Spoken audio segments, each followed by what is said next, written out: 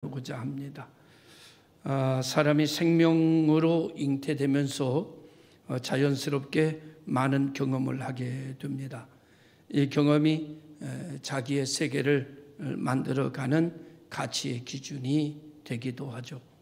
성경에서 경험이라는 말보다는 우리는 체험이라고 하는 말을 더 많이 사용합니다. 체험이라고 하는 말과 경험이라고 하는 말은 사전을 찾아보면 같은 말인데, 체험이라는 말은 몸체자를 써서 몸으로 겪어진 일들을 중심으로 이야기하고 있다, 이렇게 말씀드릴 수 있습니다. 지난 주에 저는 말씀 경험이라고 하는 제목으로 말씀을 드린 것으로 기억합니다. 오늘은 새로운 경험이라고 하는 말로 제목을 바꾸었는데, 사실은 경험이나 체험이 같은 말인 것처럼 말씀 경험이나 새로운 경험이 사실은 같은 뜻을 담고 있는 것이라고 전제로 말씀을 드리고, 말씀으로 경험되는 세상, 이것이 우리에게는 새로운 경험이 되는 것이다 라고 하는 말씀이 됩니다. 오늘 본문에서는 선지자로 훈련받는 생도 중에 한 사람이 그만 죽었습니다. 그래서 생도의 가정이 참 어려워서 생도의 아내가 빚을 얻어서 많이 쓰게 됐는데, 예전이나 지금이나 신학생들이 참 가난합니다. 왜 하나님께서 신학생들을 저렇게 가난하게 하시는지는 잘 모르겠어요.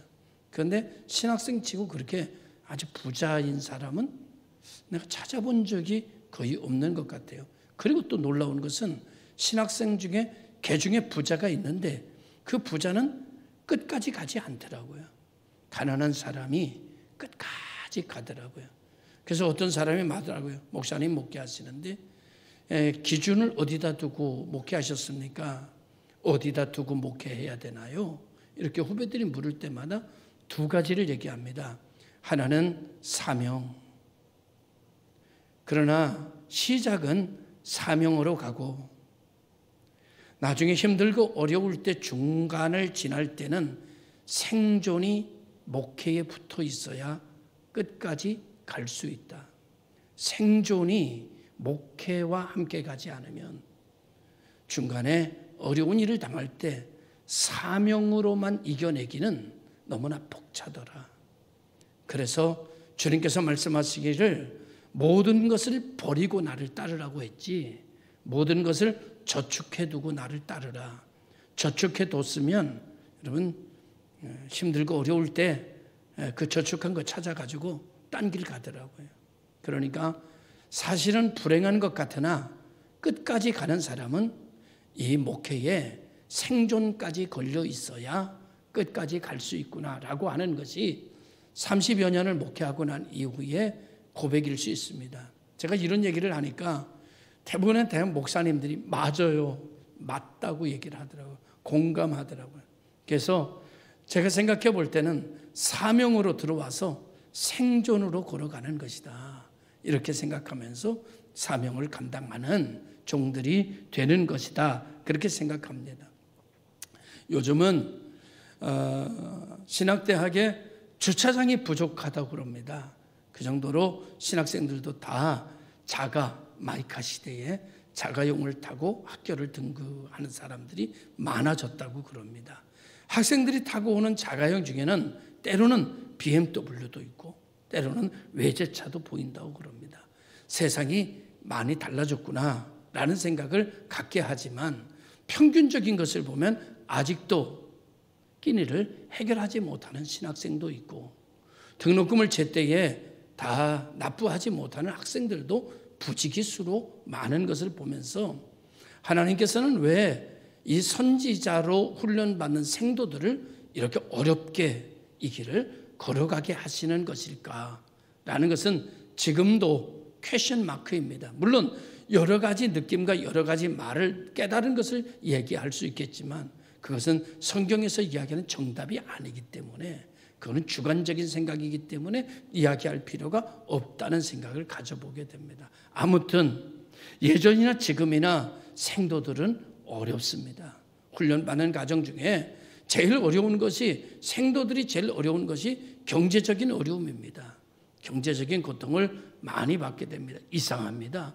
왜 그렇게 경제적인 어려움을 받게 되고, 하나님께서는 왜 그렇게 목마른 자에게 그냥 한 목에 한 컵에 물을 주는 것처럼 기도할 때마다 그때마다 응답하셔서 그 문제를 해결해 주시는지, 한 번에 그냥 왕창 주시면 좋을 것 같은데 하나님 그렇게 역사를 안 하시더라고요. 지금까지 평생 지내오면서 보면, 또 하나님 앞에 부르짖어 기도하면 그 문제 하나 해결해 주시고, 또 가다 보면 또 문제가 걸리면 또 하나님 앞에 부르짖어 그 문제 하나를 해결받고 또 한 고비를 넘기는 그런 모습들을 우리는 보게 되는 것이죠. 이렇게 오늘 에어컨이 아주 시원한 바람이 나오고 있습니다. 제가 25년 만에, 아니죠, 17년 만에 땀이 나지 않는 설교를 하고 있는 것 같습니다. 참 그동안 17년 동안 기다렸습니다. 그리고 17년 만에 응답이 되었습니다. 생각해 봤습니다. 우리 성도들에게 이 강대상에 필요한 에어컨이 눈에 들어오지 않았을까? 왜 교회에 무엇인가 필요한 것이 없을까를 생각하는 교회는 없는 것일까라는 물음표를 갖기도 했습니다. 그런데 여러분, 사실은 강단에 에어컨, 여러분 헌금 여러 번 들어왔습니다. 그러나 아시다시피 우리가 어려운 교회였기 때문에 그것이 다른 쪽으로 다 사용이 되곤 언제나 그렇게 됐죠. 강단은 언제나 양보할 수밖에 없는 상황이 되었습니다. 이번에 이 에어컨을 놓으니까 좋네요. 아주 기쁘고 시원하고 진작 놓을 걸, 그런 생각했습니다. 에어컨 하나 더 놓는다고 해서 교회가 망하는 것도 아니고, 에어컨 하나 안 놓는다고 그래서 교회가 무슨 크게 대단한 어떤 일들이 되는 것도 아닌데, 그죠? 할렐루야. 뭐 여러분을 뭐 타박하자는 얘기는 아닙니다. 좋다는 얘기가 이상하게 이렇게 나오네요. 좋다는 얘기를 하는 것입니다. 하나님의 교회가 넉넉하면 참 좋을 것 같습니다. 그런데 하나님의 교회는 재산을 쌓아두도록 하나님이 하시지 않습니다. 교회의 특징과 세상의 특징이 다른 것은, 교회는 쓰라고 주시는 것이고 저축하라고 주는 돈이 아닙니다. 사실은 교회는 그 한 해 결산할 때 2월 되는 돈이 없어야 잘 산 겁니다. 그런데 우리는 아직도 세속적인 우리의 물들어 있는 모습을 다 빼내지 못해서 연말에 2월 되는 돈이 많으면 많을수록 기쁨이 있습니다. 안심이 됩니다. 그러나 신앙적으로 보면 연말에 돈이 하나도 남아있지 않도록 일했어야 충성스러운 교회가 된 것이 아닐까. 교회는 돈을 쌓으라고 준 것이 아니라 돈을 쓰라고 하나님이 주시는 것이기 때문입니다. 그러므로 돈으로 위안을 삼는 성도가 아니라 하나님 한 분만으로 위안이 되는 신앙적 삶을 하나님 우리에게 요구하고 있는 것이 아닐까라는 생각을 가져보게 됩니다. 아무튼 선지자 생도 부인이 너무나 어려움을 겪고 이제는 남편에게 걸었던 기대, 뭐 요즘으로 말하면 이런 거겠지요. 남편이 담임 목사 정도 되면 좋아지겠지, 뭐 이렇게 생각하고 기대했는데 남편이 죽어버린 겁니다. 그러니 이제는 희망도 소망도 없어져 버렸는데, 그동안 얻어다 쓴 빚 때문에 그 사람이 와서 너 가진 거 없으니 네 아들 둘 내가 데려다가 우리 집 종 삼겠다고 하니 말릴 길도 없고 안 된다라고 말할 자격도 없게 된 겁니다. 의지할 것이 없는 바라볼 것이 없는 이 선지자 생도의 아내는 엘리사 교장 선생님을 찾아왔고, 엘리사 교장 선생님이 와서 내 남편이 얼마나 충성스러웠던 생도였는지를 쭉 나열하면서, 당신이 알지 않습니까? 내 남편이 얼마나 충성스러운 생도였는지는 내가 말하지 않아도 알 것이고, 우리 가정이 너무너무나 어렵고 힘든 가운데서도 그는 주님밖에 몰랐고 가정을 전혀 돌아보지 않았고, 예전에 다 그랬거든요. 저희 세대까지만 해도요, 가정 돌아보는 목사 거의 없었어요. 그냥 교회가 전부였습니다. 가정이 어떻게 되든 먹든 살든 어떻게 되든 별로 신경 안 썼습니다. 교회가 1번이었습니다. 그런데 어느 때부터인가 요즘 사역자들로 나오는 사람들은 가정이 1번입니다. 교회가 2번이고. 이게 좋은지 저게 좋은지는 잘 모르겠어요. 지식적으로 하나님 먼저 가정을 만드시고 그 다음에 교회를 만드셨다고 하니까 가정을 살피고 그 다음에 교회를 살펴야 된다라고 말하는 것도 틀린 말이 아닌 것 같고, 그러다 보니까 교회는 왠지 우선순위에서 뒤로 밀려가는 것 같다. 왠지 그것도 아닌 것 아닌가라는 복잡한 생각이 드는 시대를 우리가 살고 있습니다. 요즘에 안타까운 일이지만 목회자들을 이렇게 우리에게 모시려고 하면 개중에 많은 분들이 얼마 주는데요? 라는 것부터 묻는 시대가 되고 있습니다. 출근은 얼만큼 해야 되나요? 라는 얘기를 묻기도 합니다. 금요일은 가야 돼요? 안 가야 돼요? 라는 얘기를 묻기도 합니다. 저희 시대 때만 해도 그런 건 물을 필요가 없었습니다. 왜냐고 하면 당연한 것이었으니까요. 얼마 주느냐? 그건 묻지도 않았습니다. 불러주고 써주는 것만도 감사한 시대였습니다. 그래서 정말 그런저런 것 가리지 아니하고 할 수 있는 모든 것을 다 짜내서 주의 일을 감당하던 그런 시대는 이제 저물어가고, 이제는 행정적이고 조직적이고 그리고 모든 조건이 갖춰져야 되는 시대로 바뀌어진 것입니다. 뭐 좋은 것인지 아닌 것인지는 잘 모르겠습니다만은 여건이 좋아지면 생도들의 여건도 좋아져야 된다고 생각합니다. 그러나 여건이 안 좋아지면 생도들은 기꺼이 희생을 각오해야 된다고 생각을 합니다. 그런데 오늘 과한 희생을 했지요. 이제 자녀들이 종으로 팔려갈 입장이 되니까 생각이 많아지지 않겠습니까? 어미로서 자식을 지키지 못하는, 가정을 지키지 못하는 어미로서 정말 하염없이 눈물이 흘러내리는 것이고 정말 피를 토할 것 같은 고통이 찾아왔습니다. 엘리사 선생님에게 특별한 대안이 없겠지만 그래도 찾아가 볼 곳은 거기밖에 없어서 엘리사 선생님을 찾아갔습니다. 그리고 엘리사 선생님에게 자기의 지금 입장을 쫙 이야기했더니 엘리사 선생님이 의외로 이렇게 이야기하는 겁니다. 내가 내게 어떻게 해주기를 원하느냐. 그러면서 뭘 어떻게 해줘요? 빚 갚아주면 좋지. 전 이 말 보면서 아니 몰라서 묻나 지금? 아니 빚 갚아달라는 거지 아니에요? 그걸 꼭 물어봐야 돼? 근데 목사님들 꼭 묻더라고요. 다 알면서 묻더라고요. 저도 신학교 다닐 때 목사님 다 알면서 말씀 안 하시더라고요.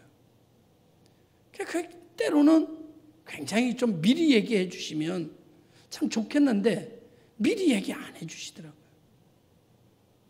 그것이 때로는 섭섭할 때도 있었던 생각이 좀 있습니다. 미리 말씀해 주시면 좋을 텐데. 근데 미리 말해 주면 기도 안 하잖아요. 미리 말해 주지 않으면 간절함 없잖아요. 미리 말해 주면 받았을 때 기쁨 없잖아요. 미리 말해 주면 신앙적 훈련 안 되잖아요. 지내놓고 나니까 미리 말씀 안 하시는 하나님과 미리 말씀 안 하시는 목사님의 뜻이 무엇인지를 알게 되더라고요. 여러분, 안 간절해야 기도가 터지잖아요. 간절해야 주어진 것에 감사가 있잖아요. 간절해야 그것이 평생을 먹고 살 체험이 되잖아요.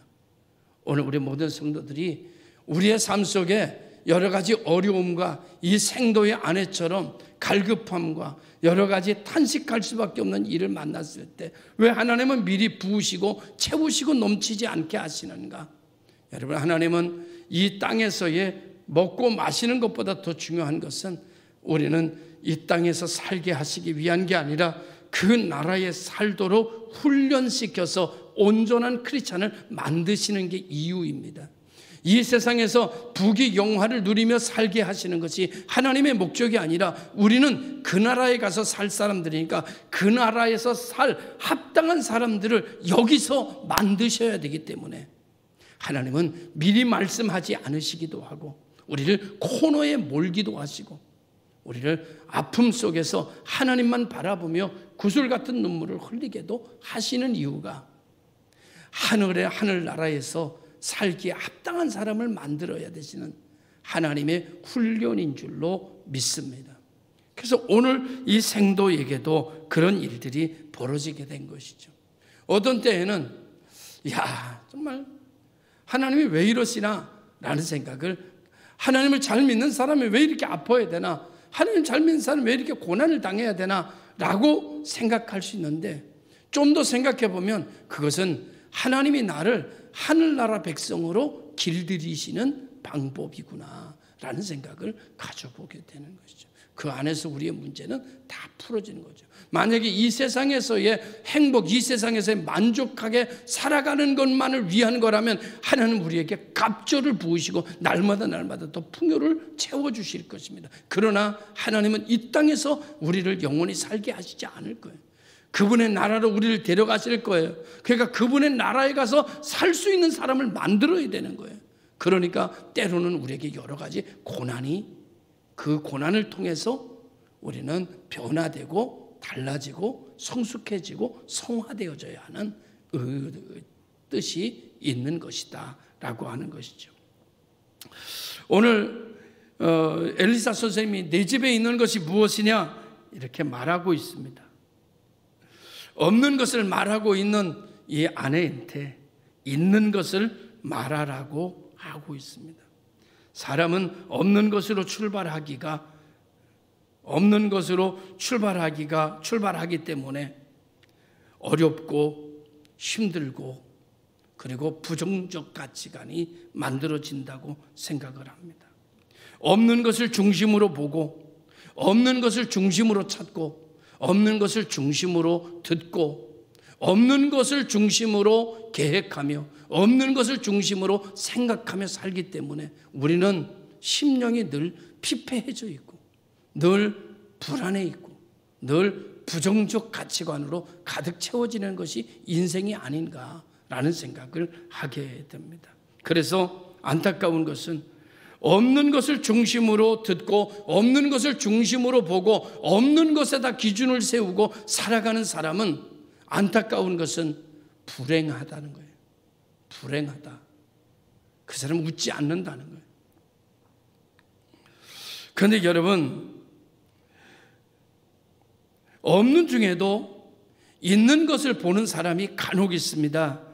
있는 것에다가 중심을 두는 사람이 간혹 있습니다.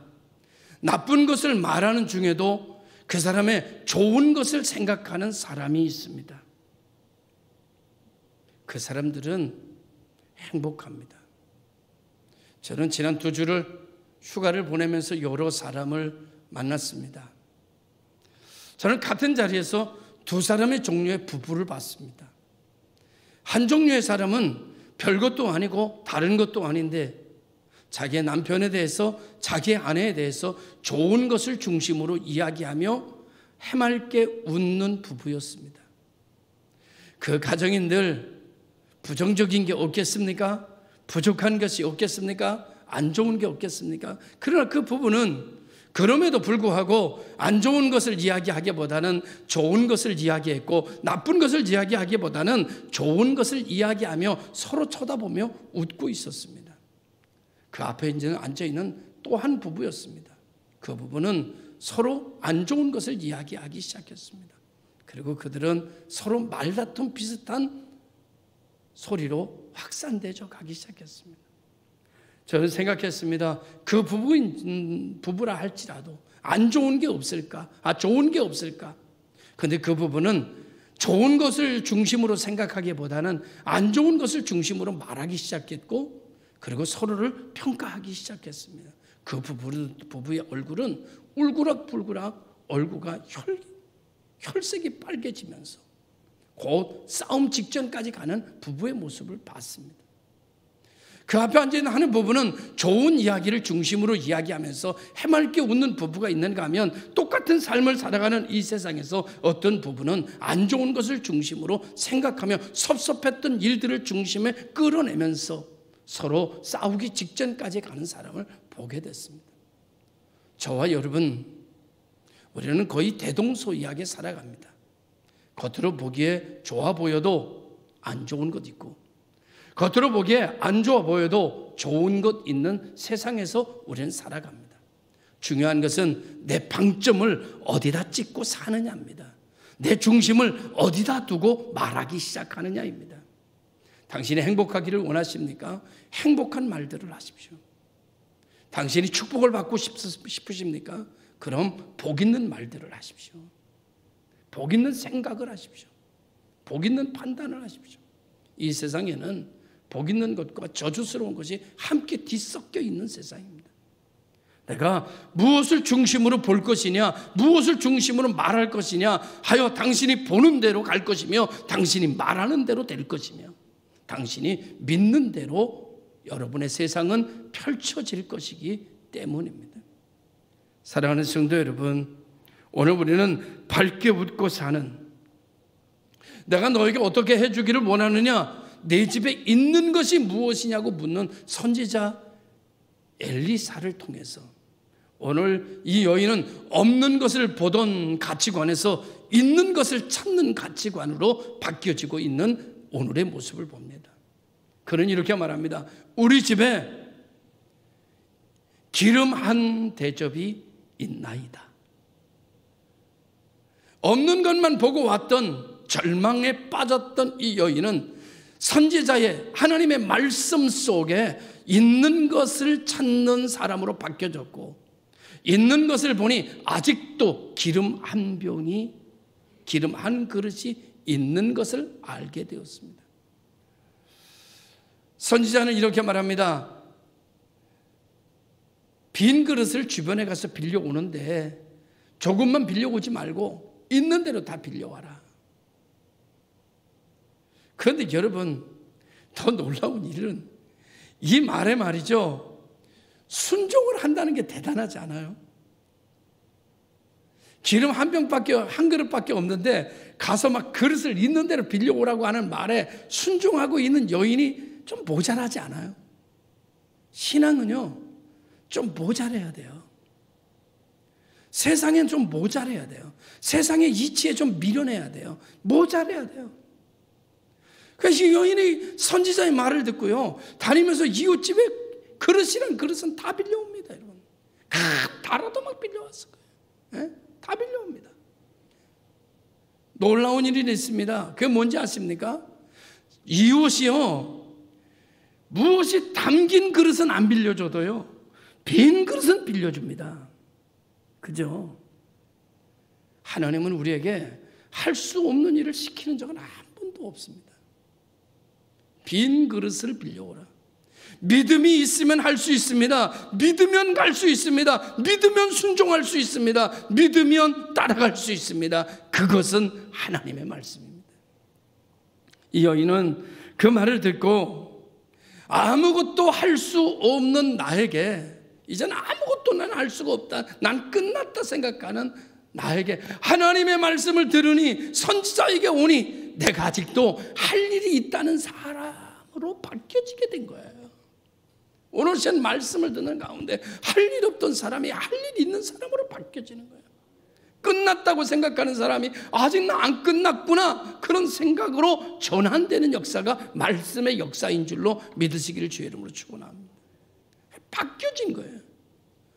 아무것도 할 수 없다, 그 사람이 할 일이 생긴 거예요. 그래가지고 그 삶에 에너지가 생기기 시작하고 주변에서 그릇을 빌려오기 시작한 겁니다. 선지자가 이어서 말합니다. 문을 닫고 들어가서 그 기름 한 그릇을 그 빈 그릇에다 부어라. 그 그릇이 다 찰 때까지. 근데 말이죠, 이것도 참 놀라운 일이죠. 이거는요, 세상에 없는 경험입니다. 문을 닫았습니다. 그리고 여러분, 아들은 빈 그릇을 가져옵니다. 어머니는 기름 한 그릇을 들고 거기다 붓습니다. 근데 이 그릇에 기름이 떨어지지를 않는 거예요. 계속 나오는 거예요. 오병이어의 기적처럼. 여러분, 계속 나오는 거예요. 그릇을 채우고 그릇을 채웠습니다. 아들이 말합니다. 그릇 더 없느냐? 그랬더니 이게 마지막 그릇입니다, 어머니. 그랬더니 그 그릇에 다 기름이 채우니 기름이 그쳤더라. 이렇게 성경은 이야기하고 있습니다. 오늘 이 여인이 선지자에게 달려나갑니다. 그리고 이렇게 말합니다. 그릇에 기름이 다 가득 찼습니다. 선지자가 이어서 이렇게 말합니다. 그것을 팔아 빚을 갚고 내 두 아들과 생활하라가 오늘 말씀의 끝입니다. 여러분, 기름은 그릇에서 나오는 게 아닙니다. 기름은 밭에다가 식물을 심고 씨를 걷어서 그것을 짜야 기름이 나오는 겁니다. 그건 상식입니다. 그런데 오늘의 기름은 지금까지 우리가 경험하던 상식이라는 틀을 벗어나 말씀의 능력이라는 틀 속에서 기름이 나오고 있는 모습을 보여주고 있습니다. 새로운 경험입니다. 저는 오늘 우리 복 있는 교회 성도들이 이와 같은 상식적 수준이 아닌 하나님의 말씀을 통한 새로운 경험이 시작되는 역사가 함께하기를 주의 이름으로 축원합니다. 새로운 역사. 지금까지 일에서 얻었던 것이 아닌 하나님의 능력의 말씀으로 경험되는 새로운 세계. 콩 심은 데 콩 나고 팥 심은 데 팥 나는 것이 아니라 콩 안 심은 데 콩 나고 팥 안 심은 데서 팥을 거두는 새 역사. 제방을 막고 뚝을 막아야 물길을 막을 수 있으나 하나님의 말씀으로 손가락을 가리키자 홍해가 갈라지는 뚝이 만들어지는, 물의 뚝이 만들어지는 새로운 경험. 일반적 상식적 경험으로 세상을 삽니다. 상식적 경험이 아닌 하나님의 말씀으로 있는 창조적 경험. 이것이 하나님께서 그리스도인들에게 부여한 또 다른 새로운 길이라는 사실을 우리는 기억해야 될 것입니다. 지금까지 우리가 힘든 것은 하나님께서 열어놓은 이 새로운 하나님의 창조적 경험이 아닌 일반적 상식적 경험에 머물러 살아가고 있기에 우리는 아직도 하나님을 바라보는 일에 능숙하지 않은 모습을 가지고 있는 것 같습니다. 땅의 것만을 생각하며 땅에서의 영화를 생각하며 땅의 것에 경험되어지는 일을 중시하며 사는 사람들이 있습니다. 이 사람들의 삶의 유효기간은, 그들에게 얻어진 모든 유효기간은 이 땅에서의 사는 동안입니다. 땅에서 얻은 것은 땅의 가치관, 땅의 기준, 땅의 상식으로, 땅의 노력으로, 땅의 기준으로, 땅의 경험으로 만들어진 모든 유효기간은 여러분이 이 세상에서 사는 동안만입니다. 여러분이 이 세상에서 떠날 땐 그 모든 것은 다 끝나버리는 것이죠. 그렇게 살고 계시는 것은 아닐까? 당신이 이 세상을 떠날 때 아무것도 가져갈 수 없는, 저는 사람들의 장례를 많이 치릅니다. 항상 장례 시간에 하는 말이 있습니다. 빈손으로 왔으니 빈손으로 간다. 여러분, 그러나 그리스도인들은 빈손으로 왔지만 빈손으로 가는 인생이 아니 되어야 합니다. 땅의 것만을 생각하고 땅의 것에 기준을 삼고 땅의 것의 경험을 가지고 땅의 것에 탑을 만든, 공든 탑을 만든 사람은 이 땅에 사는 동안은 그것의 유효기간이지만 이 땅에서 여러분이 떠날 땐 그 모든 것의 유효기간은 끝난다는 것을 잊지 마십시오. 아무리 고대강실 높은 집을 졌어도, 아무리 위대한 업적을 남겼어도 그거는 땅에서 살 때만 가능합니다. 그러나 여러분, 두 번째 삶이 있습니다. 이 땅에서의 논리, 이 땅에서의 상식, 이 땅에서의 가치가 아닌 하나님의 말씀, 하늘에서 온 하나님께서 주신 또 다른 삶의 말씀을 기준 삼고 그 말씀을 믿고 그 말씀의 능력을 경험하며 그 말씀의 경험을 통해서 이 땅에서 만들어가는 삶이 있습니다. 그 삶의 유효기간은 이생과 내생입니다. 말씀으로 살아간 삶의 발자취의 유효기간은 이 땅에서 살 때만 끝나는 것이 아니라 그 나라에서조차 상급으로 이어지는 역사가 일어나게 된다는 말입니다. 새로운 경험을 가지고 살아야 하는 이유가 여기에 있습니다. 여러분의 삶의 유효기간을 이 땅으로 마칠 것이냐, 아니면 우리들의 삶의 유효기간을 그 나라에까지 연장할 것이냐, 그러면 당신의 기준을 무엇으로 삼고 살 것이냐라고 하는 것이 결정되어야 하는 일입니다.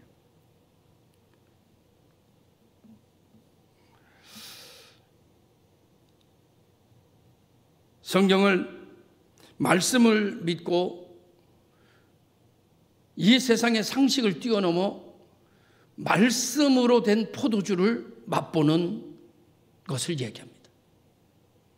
말씀으로 홍해가 갈라진 것을 이야기합니다.